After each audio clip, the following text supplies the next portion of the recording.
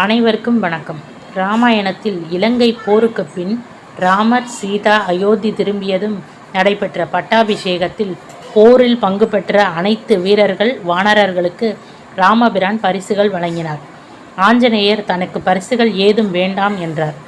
அப்போது சீதா பிராட்டி தான் கழுத்தில் அணிந்திருந்த விலைமதிப்பற்ற வடச்சரம் என்ற ஓர் முத்து மாலையை ஆஞ்சநேயருக்கு பரிசாக கொடுத்தார்.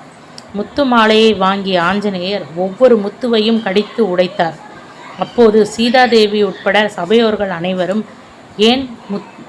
அனுமன் ஏன் இப்படி செய்கிறாய் என்று கேட்க, அதற்கு அனுமனும் இந்த முத்து மாலையில் உள்ள முத்துக்களில் ஏதாவது ராமநாமம் கேட்கிறதா என்று உடைத்தேன் என்றார். அதற்கு நாரதர், ஓ, நீ கூட சரீரத்தை சுமக்கிறாய், அப்போது உன் சரீரத்தில் ராமநாமம் கேட்கிறதா என்றார்.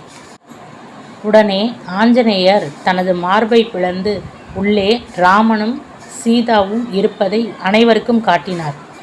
ராமபிரான் ஆஞ்சநேயரின் எல்லையற்ற பக்தியை பார்த்து வியந்து ஆசீர்வதித்தார். வடச்சரம் என்றால் முத்து மாலை.